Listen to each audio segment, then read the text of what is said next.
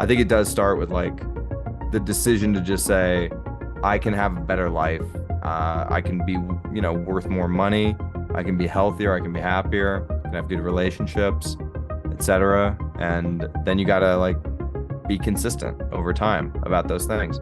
So I bought my first Bitcoin in December of 2013, and it was up 100%, down 50%, bouncing all around. And I'm like, what the hell is this? There was none of the traction we have today, literally nothing. It was just volatility, thinly traded kind of stuff. And so I said, I don't know what I'm doing. Maybe my conviction was, off here. And very unfortunately, I sold my Bitcoin in Q1 of 2014. This one time, Bitcoin went from 6 cents all the way to 36 cents, and then it crashed down to 21 cents.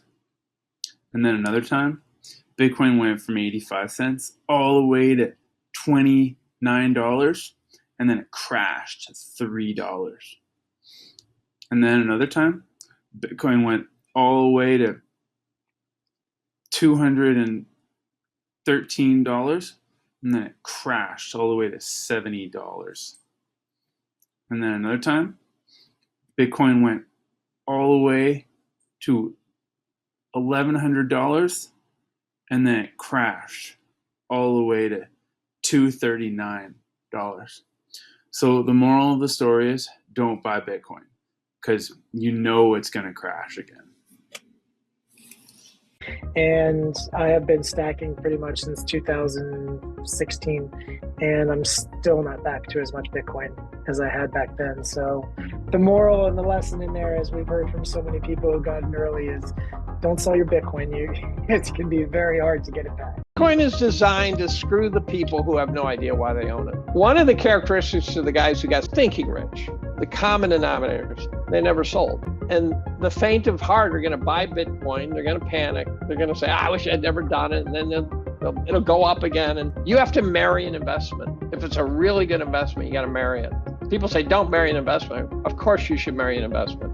If it's the right idea, it didn't become a bad idea just because the price. The first misunderstanding is on volatility and risk versus uncertainty. People look at Bitcoin's price and they see something that is highly volatile, very risky, and thus, from their point of view, very uncertain. I would argue that they are looking at Bitcoin from the outside. And if you look at Bitcoin from the inside, what you see rather is that the Bitcoin network and the software and the protocol are extremely stable and have been for the past decade. And what has been volatile is people's behavior on the outside. There's a block on average every 10 minutes, and the system has been doing exactly the same thing for the past decade.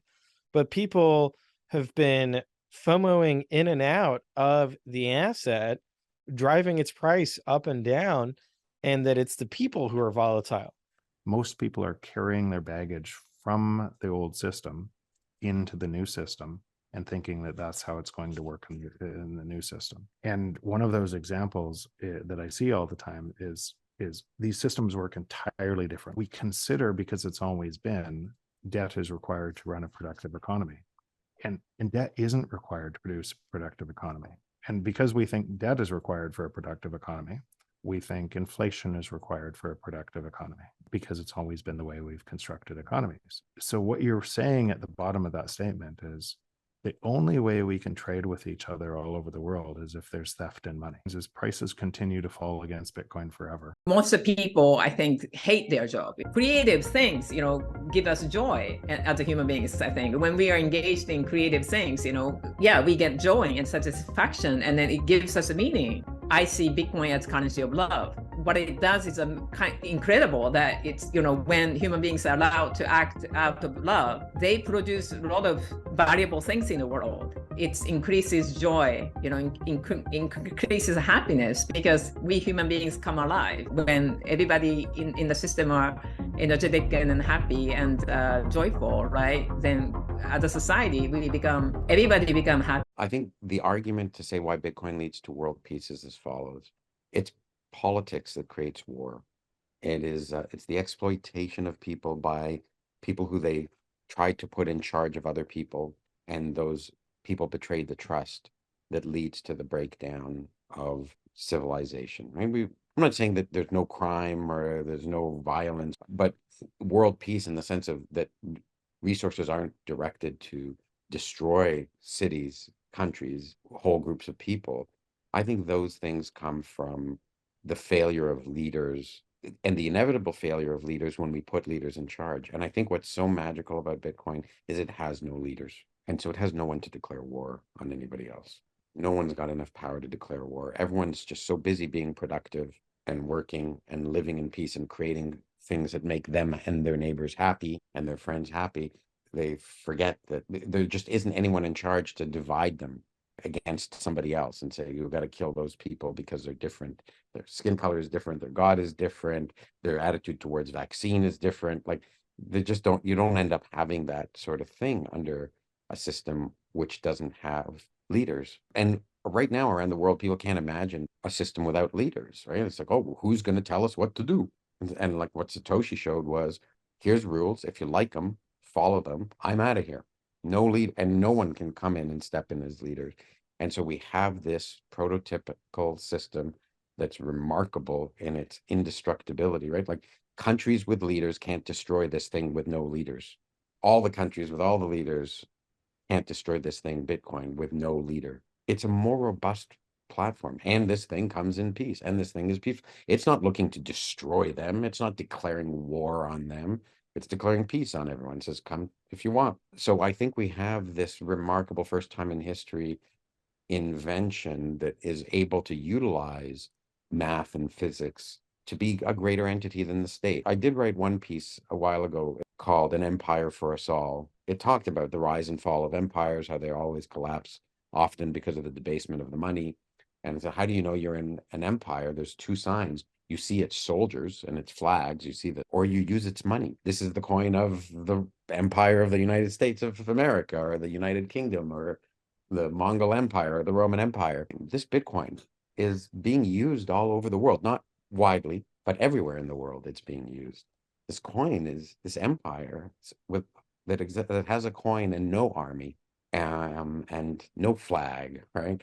But it definitely has laws. It definitely has rules, and these rules are voluntary but inviolable, right? If you use the coin, you're signing up for the contract of not breaking the rules. And so here is this newly founding empire that's not conquering country by country through violence, but winning over individual by individual all over the world and growing in its purpose. And so it's like blooming all over the world, and it is an empire for us all. And when more and more people are convinced of it, then more and more people live in this peaceful empire. Empires are generally known for having great peaceful periods until some leader fucks it up, right? But there was the Pax Romana, there's the Pax Americana, and there will be the Pax Bitcoinia, and perhaps it will last for millions of years, tens of thousands, hundreds of thousands of years, who knows exactly how long, because it doesn't succumb to what the other empires succumbed to, which was a leader debasing the currency, because no leader can debase Bitcoin because it has no leader and it is undebasable. It's got double protection against the things that destroyed empires, which is just really awesome. So it could be a really long age of peace, but we're so early into it, right? Like it's so ridiculous for me to say Bitcoin is the next empire, but it is. One of the best things to human health is having a low time preference. Saifedean talks about a lot. I see you have the Bitcoin Standard there. That was formative for me to read that book back in 2019 or 2020.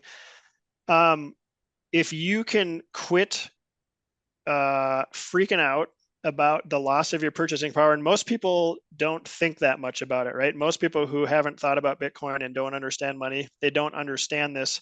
It's not until you realize what money is and what fiat currency is and what its incentive structure is like, that you finally can take a step back or away from it and look at your life and look at the effects of fiat on your life. And I get this, I think, not from being a doctor necessarily as much as being a financial guy. People are desperate to grow their purchasing power over time so that they can afford life and maybe retire someday and maybe support their family someday.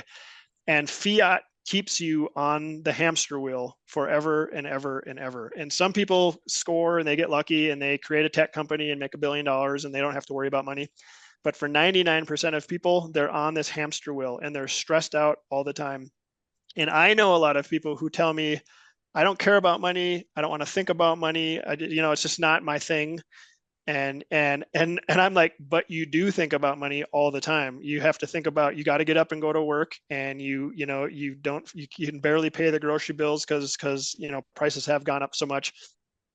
And why is life so hard? And oh my gosh, I got to pay taxes now, and I got to put kids through college, and all these kind of things are stressful. And being stressed out all the time, I will tell you now, putting back my doctor hat back on, is really bad for your health. If you're constantly stressed out, you will just have health problems. It's called psychosomatic problems, right? So if you're stressed out, you'll start having aches and pains. You're going to be at a higher risk for things like cancer, for heart disease, heart attacks, you name it. And so stress is bad for your health, and fiat is stressful, and being on the hamster wheel forever is stressful, and not having enough money to pay the bills and maxing out your credit cards and paying 21% interest rates is super stressful. And so all of that is terrible for your health. And so why do I bring all that up? Because Bitcoin is the exact opposite, right? It gives you a low time preference. It actually not only preserves your purchasing power, but it appreciates your purchasing power over time. You don't have to be a master investor, right? You don't have to come find a financial advisor like me to figure out what investments to put your stuff in. You don't have to work 2 or 3 jobs to be able to afford groceries and to maybe help your kids go through college or to buy a car or something. You just have to work, and you have to save a bit more than you spend, and you have to keep the rest in Bitcoin. And that should preserve and protect your purchasing power over time for you, for your wife and your kids, and for future generations. And having that stress off of your plate where you're not constantly thinking about it. The number one cause of divorce is financial problems in the US. Can you imagine what would happen to marriage rates and birth rates if people were like, I'm psyched about the future. I don't have to think about running out of money. I love my wife. Let's have a bunch of kids. Let's have grandkids. Let's populate this planet. It's a completely different mindset. And then it doesn't even. There's a great Bitcoin mindset, which is, it just calms you down and makes you peaceful and makes you hopeful. Thank God Bitcoin has been invented. And once you see it, it's just, you get into the Zen state. Bitcoiners are very optimistic and hopeful for the future. And Bitcoiners understand what's broken, and they understand that they have the solution. And it's, and we understand that we're kind of on the cutting edge. It's like, it was fun back investing in the internet in 1994 and going, this is going to be big. And that's the same feeling I'm getting with Bitcoin and Bitcoiners. And yeah, the mindset is, isn't it wonderful that this technology was invented, which solves an incentive problem that's existed since the beginning of time, which is that people left to their own devices will cheat. We're all flawed and we will cheat. And here's a form of monetary economics where you can't cheat. And so once you see that, it's like, I don't know, maybe it's like in the early days, people discovering, religion and Christianity, just, oh my God, everyone's buying into this. We don't have to kill each other. There's actually a higher calling that we're all here for. And I know a lot of people say, oh, it's all crazy and you guys are a cult, but if so, fine. Look, the early Christians were a cult. The American revolutionaries were a cult. To see a better way of living and to understand it and to advocate for it, I think that's a very high calling. And I think Bitcoin is a better way of living. And I think the people who see it, let me say it a different way. I haven't met any Bitcoiners I don't like. I haven't. It's kind of amazing. It's because I think if you like Bitcoin, it says something about the way your mind is structured in terms of your logical thought process. And so, and there's a certain honesty and humility in it. And if you notice, some of the people who don't like Bitcoin tend to be very arrogant people. The most arrogant people hate it the most, right? And the people who love it tend to generally kind of be somewhat humble about it and in awe of it. And so, yeah, I there's definitely a Bitcoin mindset, and it's a beautiful thing, in my opinion. Fruit solved this problem of going rotten by giving you seeds. It's like, oh, dude, I know it's gonna fuck out in like 7 days. Don't worry, dude, I got you, man. It's like, oh, really? He goes, yeah, dude, there's heaps of fruit in it. It's like, no, there isn't. There's this seeds. He goes, yeah, dude, the fruit grows, seed goes into a fruit. What? Oh, now it's a time preference thing. So fruit gives you more fruit and stuff like that. If you're willing to wait, just like if I buy Bitcoin, if I'm willing to wait, it will go up in value. Just like my fruit. If I'm willing to buy my fruit, yes, it might go rotten in 7 days, but to avoid that, you've got free fruit forever because it comes with seeds, so you can go plant more of it. And if you wait 6 months, you're good, or 1 year or whatever it is for the fruit to grow. Just like nature, we wait for the fruit to grow. We can get it, but we have to wait. We've got to be patient. Money is the same thing. Money should function much like that, where it is, you don't earn money every year. What on earth is that system? That's a hamster wheel. That doesn't make sense. Money should be a problem that you solve, and then it's solved. It's like you can't run because you don't have a pair of running shoes. You buy a pair of running shoes. Like, that's the problem solved. You don't have to think every time you go for a run, fuck, how am I gonna go for a run? I gotta buy a new pair of shoes. But every day when we wake up, we have to think, how am I gonna preserve my money? What's great about Bitcoin is I'm seeing it as a bonding mechanism. Once people hold it and use it, and then see how the price action works and the inflation, the controlled inflation and the policy, instead of running in place and just slipping backwards, I'm saving for the first time in a long time. Everybody is incentivized.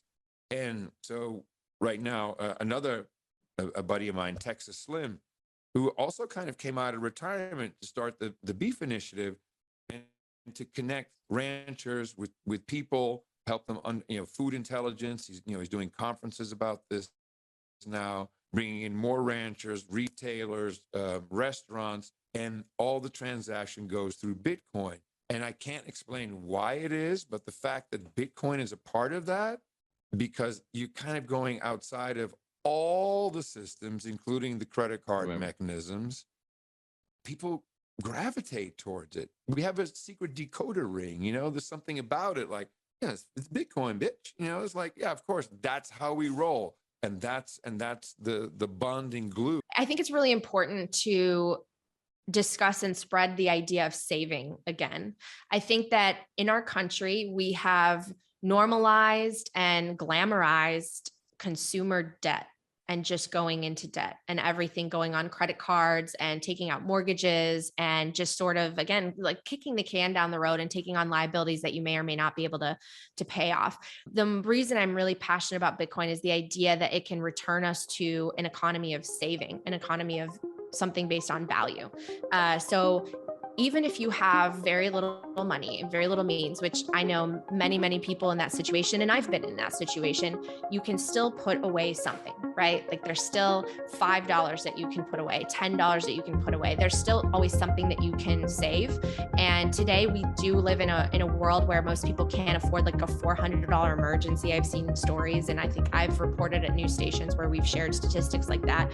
It is so important to start to pivot your behavior into one where every paycheck or every time you make something, or maybe getting a second job, something on the side, you have to start putting away into savings. You have to, because we cannot be a country with a productive economy when we're all just in debt, including our government, more so than any of us. I would encourage a family that is living paycheck to paycheck to still try to find a way to allocate something toward what is, in my opinion, one of the best savings technologies that's ever been invented, that can never be manipulated, inflated, can't be confiscated from you, cannot be seized, cannot be revoked, and to hold it, safe, keep it, because obviously with platforms, you're trusting a third party. And I think it's really important now more than ever, because we do see these issues with government control and inflation, and really an economy that seems to be unwinding at the fringe in every sector. The average fiat currency or total fiat currency supply increases at around 14% per year. So you go from 2% to 14%. Well, 14% means you lose 50% in 5 years. So if you put that fiat, your average fiat paper, you put it under your mattress or under the floorboard, and you wait 5 years, it's lost half of its value. It can buy you half of what it could buy you when you put it there. So let's say you have enough money to buy a house, but you don't want to buy a house now. So you put the money under your floorboard. 5 years later, that money will buy you half the house that you wanted. So what that means is that our ability to provide for the future is massively compromised, and that just makes the future more uncertain. And as the future is more uncertain, we discount the future heavier. And I think this is an extremely powerful way of understanding all the bad things, or many of the bad things that have happened in the 20th century. People's time preference has risen. And this is really the reversal of the process of civilization. And that's why the subtitle of the book is not really just hyperbole. It really is an alternative to human civilization. Fiat is a way of just getting everybody to become a debt slave with no potential for thinking for the future, and therefore little prospect for civilization, little prospect for investing in the future, for wanting to provide for the world, wanting to provide a better life for the world, for your future self. And so everybody's just constantly becoming more and more high time preference, becoming more and more present oriented. And so you see this reflected in families, you see it reflecting in people, you know, they spend their youth playing around and enjoying essentially eternal adolescence, because it isn't as pressing to provide for your future, because A, you don't have a very reliable way of providing for your future, and B, the reason you don't have a way of reliably providing for your future is because your money is screwed, and the reason your money is screwed is that the government is able to take your money, so therefore the government can provide for you for your future. So instead of working for your own future, you know, instead of investing in your own family, you just go and do what all 20th century people do, which is vote harder.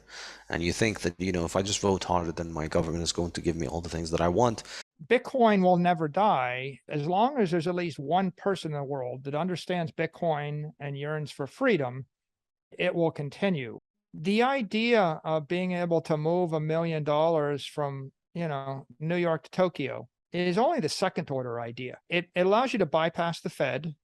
And, you know, it allows you to bypass all the credit layers. So you don't need the central bank, you don't need the correspondent bank, you don't need the credit card network, etc. Yeah, all nice. But what I've said tongue in cheek, if you go back some of my tweets, I said the magic of Bitcoin is not transferring money to someone 10,000 miles away. It's transferring money to someone 10,000 days away. Right? It's a much bigger idea, right? The minor idea is I transfer the money through space, cross domains, point to point in cyberspace.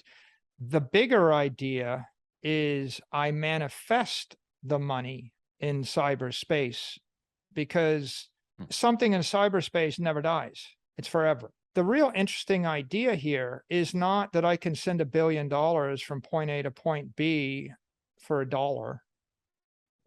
Which is whatever, 1,000x, a million x cheaper.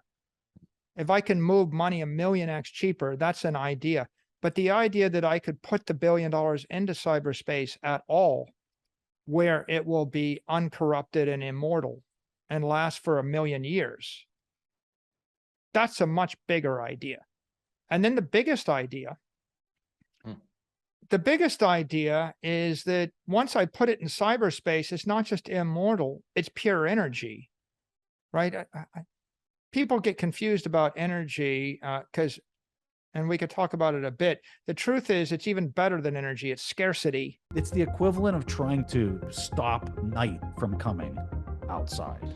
Anybody fighting Bitcoin is there like trying to prevent the sunset from happening. I am a champion of let's harness the incoming technology as opposed to acting through fear and being scared of it. The one thing I did learn at West Point was never, ever accept defeat. Never, ever allow your environment to dictate that you're going to fail, right? And so many of these actions that are being made by these legacy string pullers, they are actions of fear. They are scared to death of this thing. The sharing of biased and false news has become all too common on social media.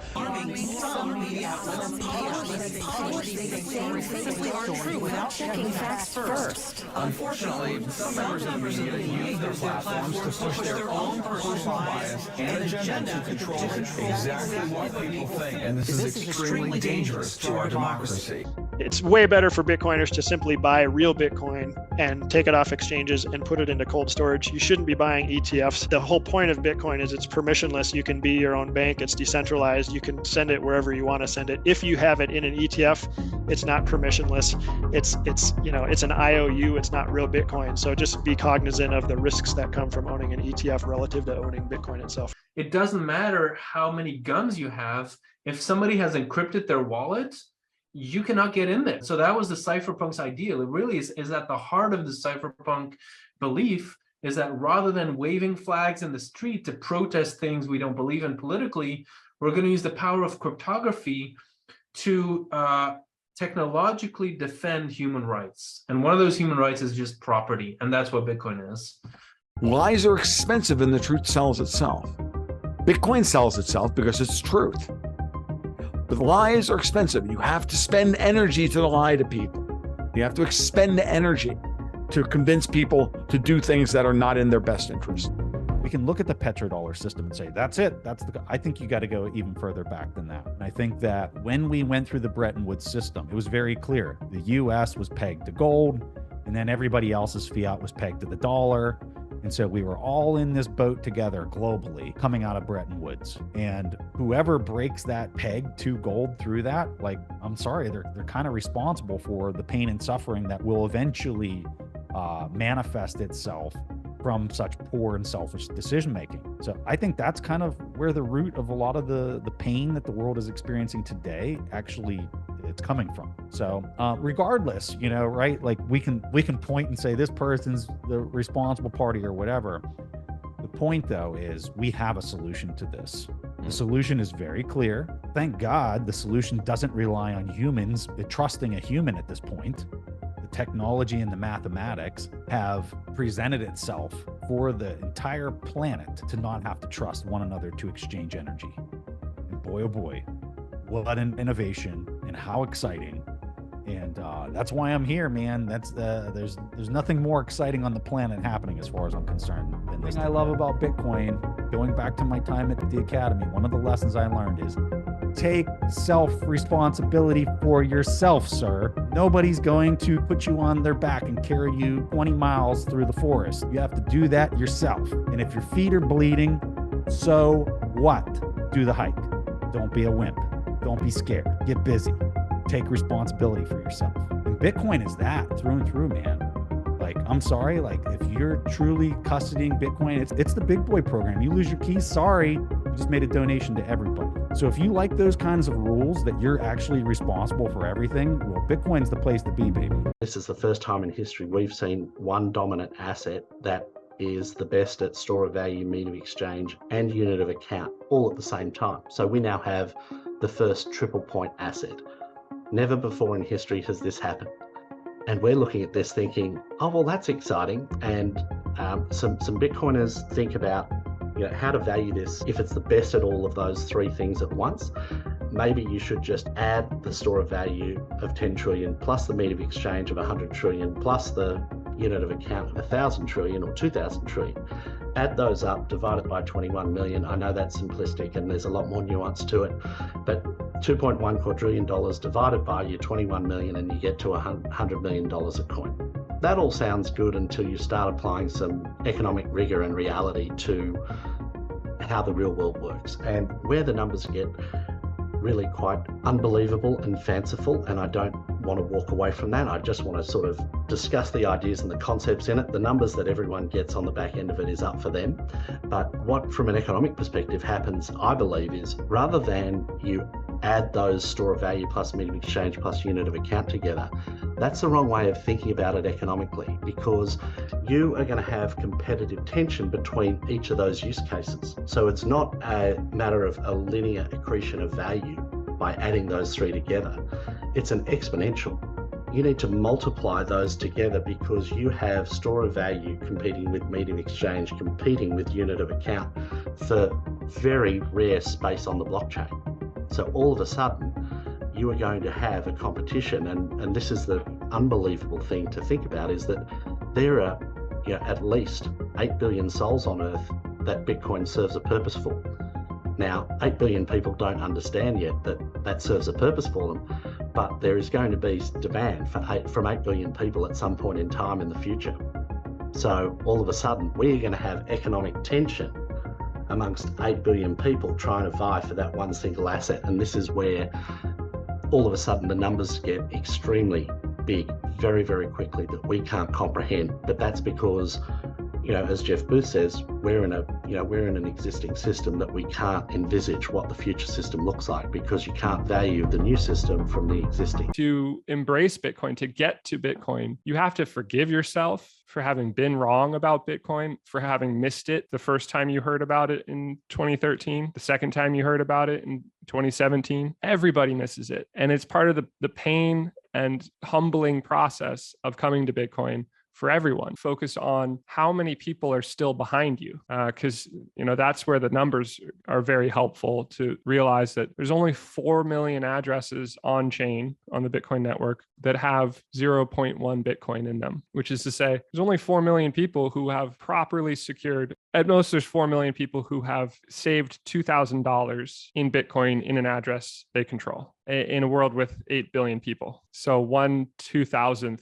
of the world has done that at most. If this is going to be the preferred store value asset for the 21st century, for the digital era, for the internet revolution that we're still living through, the very first slice of adopters in the world, because only 1/2000th of the world has adopted it. And you get to be in that second, the 2/2000ths of the world to adopt it if you take that step now.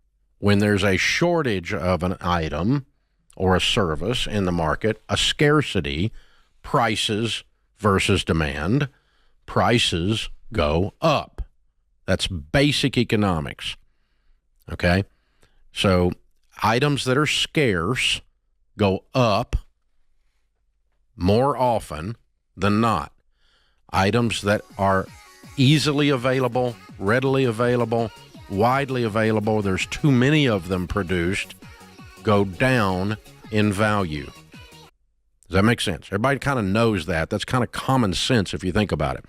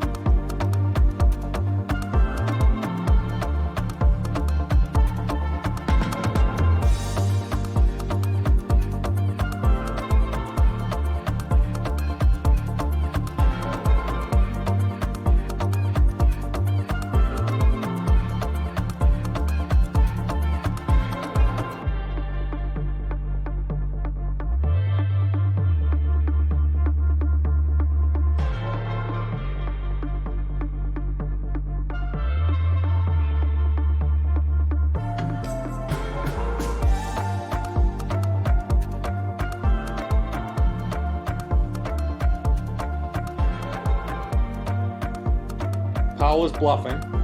He says we're going to get inflation back to 2%. He says we haven't lost control, even though he has. Just close his fucking door. And the market believes him because the forward swaps are at 275 for 5-year inflation. It's bullshit, but people believe him. When things start to break, he will have to change his tune well before the inflation rate's 2%. And everyone's going to go, that's interesting. He really has lost control. He cannot get inflation down. All those guys who've been talking about inflation is inevitable, they are right. And then you're going to see just an enormous movement of capital from other things into our things. There's $450 trillion of fiat shit in the world. Cash, stocks, and bonds. All of Bitcoin, what does it take? 350 billion, 400 billion? So we're 450 trillion, 400 billion of Bitcoin. Let's call it 6 or 7 trillion of sound money. Bitcoin, gold stocks. Okay. 450 trill of unsound money, bonds, cash, and stocks. When a quorum of the people come to the conclusion that they can never stop printing and that it is inevitable that they will have to continue to print, they are going to say, please protect my assets in stuff that cannot be printed. All it takes, it doesn't take the whole 450 coming into Bitcoin or gold for us to go way up in price. Even if only 10% of it comes in, that's $45 trillion chasing 7. How much does the value of our stuff have to go up? It's true that in 1980, when gold was very hot and very, everyone thought inflation would go on forever, right at the peak of that market before Volcker tamed it. Okay, in 1980, gold represented 20% of all financial assets, at that time. I mean, gold and Bitcoin today represent less than 1% of all financial assets. So there's plenty of upside here in the sound money stuff, if one assumes that they can never stop printing. And I believe that, with every bone in my body, I believe that. I think other people are coming to believe that, but for our stuff to work, we need more people to believe that. And, human beings do tend to, want to protect themselves. And so, as the word spreads and as the inflation continues to get bad or worse, more and more people are becoming aware, right? I mean, more and more people are being orange pilled, more and more people are aware of inflation, more and more people are interested in gold. I mean, everyone kind of gets it. I mean, this thing is broken. I mean, California, let's send out checks to help with inflation. Oh, that's a good idea. Spain just announced they're doing that. I mean, these guys can't stop. We're in the right place, but sadly, it's not going as fast as I would like, because we all have limited time on this planet. It's like, let's rip this Band-Aid off. Let's get this over with. Let's just solve it.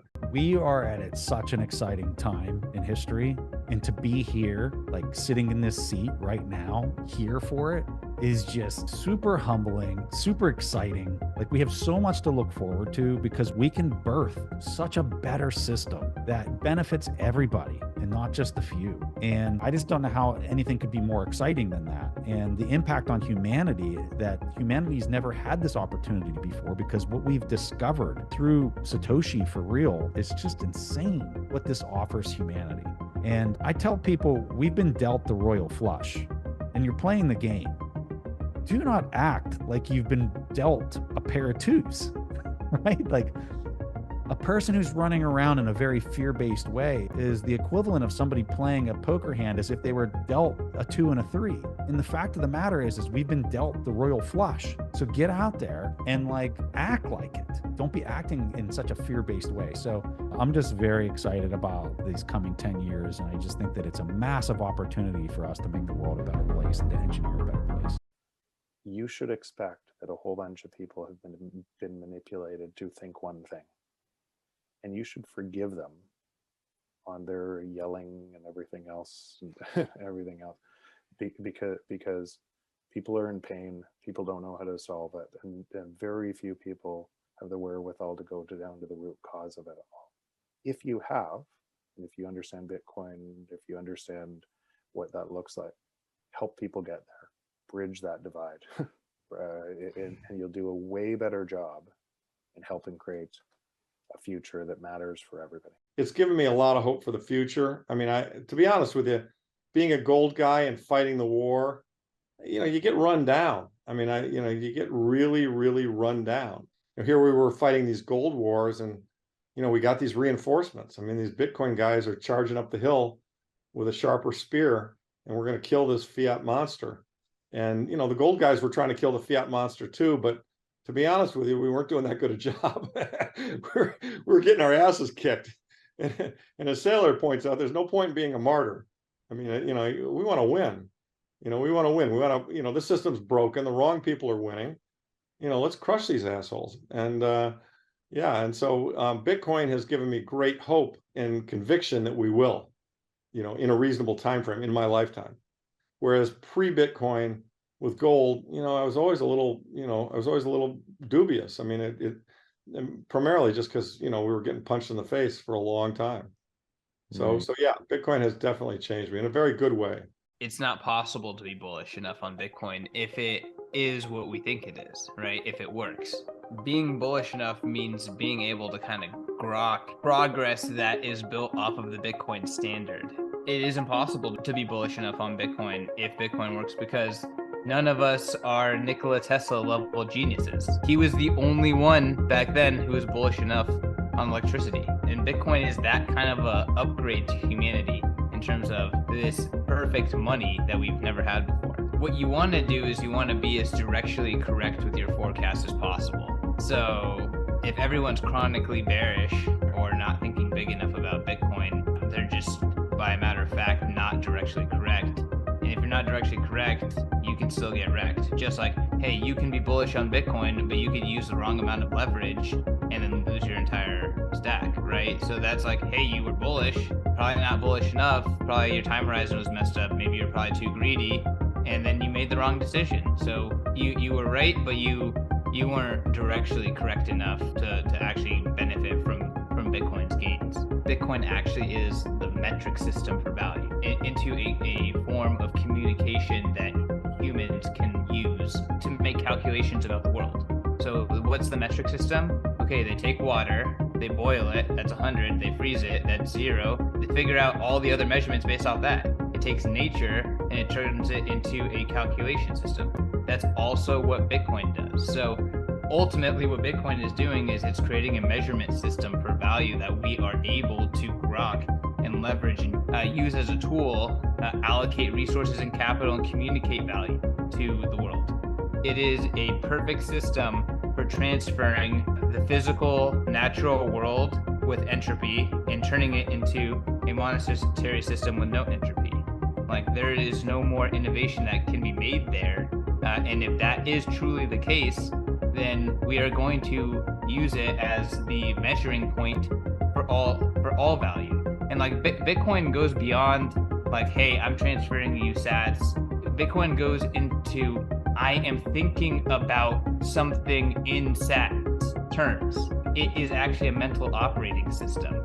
Like, using Bitcoin is not about sending Bitcoin. It's about thinking in Bitcoin. It's about operating in that way. It's about behaving in a way that where you're measuring and deciding based on measuring something in Bitcoin. I foresee a situation where the sound money people have all the marbles.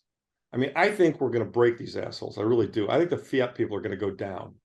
I mean, when Bitcoin's at $1 million a coin, you know, and when gold's at $10,000 an ounce, honest people who have held these things are going to be the richest people in this country. And other people are going to be hurting. These honest people are going to be standing up and saying, look, here's how they did you wrong. You know, Ben Bernanke is John Law. He should go into the history books as a complete fraud.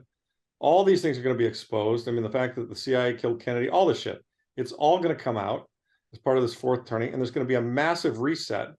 And honest Bitcoiners are going to end up creating America 2.0. Just a complete reform of all the fucking shit that's broken. And that'll happen because anybody that has a coin will be rich. And anybody that has 10 coins will be really rich. And they'll be the people who are in a position to lead and make a better system. That's my dream. And I don't think it's a dream. I mean, I think it actually could be a reality. I think there's some issue about how long it'll take. I mean, I'm 65. I think it happens in my lifetime, but probably at the tail end of it.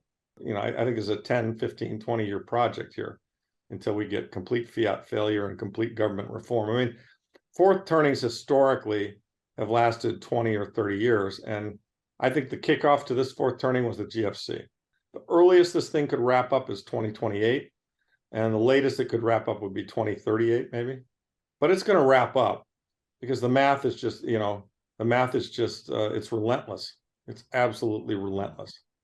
You know, and more people are figuring it out. I mean, people say, how can we make this go faster? How can we get to the other side quicker? We got to orange pill everybody. The thing, I'll tell you something I think is really important, or to me is a huge thing. I was fighting this battle before Bitcoin was invented. Okay, I've been fighting this battle for 20, 30 years. I've been a sound money guy. I've been a hard money advocate. You know how cool it was to see Bitcoin come along and to see Safe's book come along and start going to conferences and to have 20 and 30-year-olds, you know, quoting von Mises to me. I mean, shit, I read von Mises right after college. And I used to talk about Austrian economics in the 80s and 90s, and people thought I was from Mars. I mean, nobody had a clue about this shit, right? And we're still in early days. I mean, the people who get this whole sound money issue, it's definitely less than 10% of the population. It could be as low as 1%. I don't think it's quite that low. It's somewhere between those two numbers. Well, the whole world's going to understand this shit in 30 years. I mean, our kids, our grandkids are going to say, can you believe they sat around and let one small group of people set the price of money? I mean, what the fuck were they thinking? You know what I mean? They had these incredible booms, these incredible busts. They had the Depression. They had all this shit. They had all these wars. I think the other side of this is going to be a much better world. But, sadly, changes of this nature, they don't happen without serious pain. And then, the pain is what's going to lead to the reform. So, we gotta go through the pain. Connecting with other Bitcoiners and other like-minded people, that's the true rescue from nihilism, because it's not so much about, hey, like, I like sound money and you like sound money, but it's like, no, there's like other honorable men out in the world who like want truth to prevail and like want it to be a meaningful thing. And like, we can participate in that right now. And like, it's still kind of like a weirdo thing, and it won't be, and I truly believe that like my grandchildren one day will like, like read my articles in Bitcoin Magazine and be like, holy shit, like Grandpa Kaysen he was like in the thick of it, wasn't he? And they were like, oh yeah, like wait until you read up on what he was like doing during the fiat revolutions. It's like crazy what he was involved with. And they'll be like, what? Did he fight in the bugger wars? And they'll be like, yeah, he did actually. And they'll be like, whoa, that's crazy. I digress into fantasy land for a bit, but at the end of the day, like what we're doing is the most meaningful and profound rescue of the human soul in our world today. And this is something I remember my father teaching me this ever since I was a child, which is the one person that you always want to be better than you is your child. And in fact, you not only want it to be better than you, but this is really what matters to you in life. Success in life is having a child and giving them a life better than the one that your parents gave you. And that's it. And it always seemed interesting and curious that my dad would say that, as a child, you think it obviously gives you a lot of reason to pause and think about it. Well, why is this person, there's a fully grown adult who can do all kinds of fun things with his life. Why does he care so much about me? And why does my existence, my existence at that point is centered around ice cream and football and very ridiculous things. Whereas this surgeon, this grown surgeon who saves people's lives for a living every day is out there telling me that I am so important to him that I have to be better than him in order for his life not to be a failure. And you don't quite get it, but you keep thinking about it, and then eventually you start to get it on a personal level. I think it's essential because, look, as human beings, we cannot survive on our own when we're born, and we cannot survive on our own in our old age. We need help on both of those stages. And that's just the way that life is. Life is this force that is constantly pushing you and driving you to want to procreate. You're constantly, if you're not married, if you don't have kids, you are constantly driven by that force inside you. And it's you have to get married to realize just how different it is, I guess. After you have kids, you realize that, yeah, everything that I used to do before was just that force inside me that wants to reproduce is out, is controlling me and it's driving me toward trying to reproduce. And you can stay in denial about this. You can over philosophize it. You can go mad trying to fight with it, but that's just how you are. And this is life, because if that wasn't what life was, you wouldn't be here today. You are only here today because every single one of your ancestors, going back to God knows how many generations, every single one of those people had such a strong drive inside them to procreate that they managed to do it, and managed to do it well enough that their own child managed to grow up enough to reproduce, and to have somebody who managed to grow up old enough to reproduce, and have somebody, every single one. So it's a real miracle that every single one of those people managed to do that. And that's why you're here now. And I think it's stupid and futile to try and fight that. I think this idea that, oh no, I'm different, because we have, I don't know, cars and TV and TikTok. We are going to be different than every single generation of humans that has ever existed. And I'm going to be satisfied with not doing this. I think the healthy thing to do is to just understand that this force is within you, and to understand that you are going to be a lot happier if you yield to it. I think this is really the key thing. Like, if you just accept that this is the thing and then start living your life based on the idea that you want to yield to it, it offers you so much clarity and so much direction in your life. You know, once you've directed your life toward, all right, this seems like a simple thing. I just need to impregnate someone and then have a child come out. Well, no, it's not such a simple thing. You have to live your entire life in a way to make that thing happen, so that the child grows up and has a chance to then do the same thing himself. Well, you need to find the right person. You need to, more important than finding the right person, of course, is being the right person. And simply just having this as a goal is the North Star of getting your life in order. Having this as a goal fixes everything, and not having it as a goal leaves you lost and confused. And I speak from personal experience, and I also see this in a lot of people, that if you don't think of this as being something important, if you're just putting it off, because most of us just are, we're conditioned socially to just forget about this. People say that society is constantly pressuring you to get married. It's the other way around. Society is constantly dangling shiny new things in front of you and telling you, hey, you know, forget about marriage and having kids. Just indulge in this thing. And so you could waste your life chasing after fleeting pleasures, which as you grow older become less and less interesting and less rewarding and less meaningful. So there was a time in which watching Hulk Hogan and WWF was the height of excitement for me. And then as you grow older, you know, you replace that with other more interesting things. But the same thing happens.